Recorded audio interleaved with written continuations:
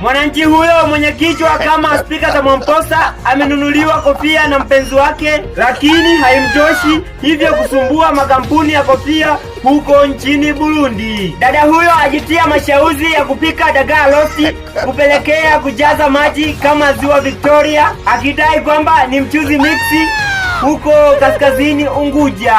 Amekula ugali na dagaa kwa ajili ya kujipoza machungu ya kuachwa na mpenzi wake Fatuma mwenye mwili kama gunia la viazi. Akiojiwa anasema ni bora ugali dagaa kwenye amani kuliko wali nyama vitani huko mkoani Lindi. Ulikuwa nami kipindi chote, mwandishi wako Dula Comedian. Kwa taarifa zaidi ni follow.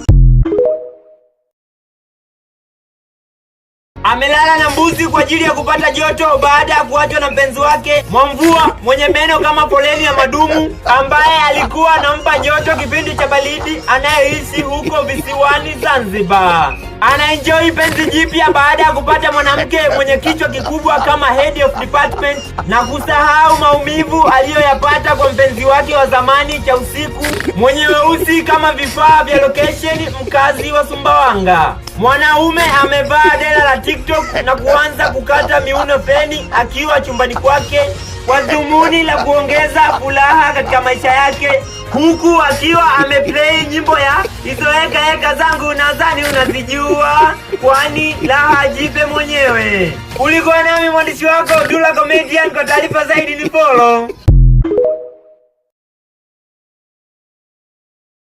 Amepiga mswaki spidi ya pikipiki Sinolei kwa ajili ya kuwahi harusini baada ya kusikia wameanza kunawisha unafuata muda wa msosi huko mkoani Mwanza.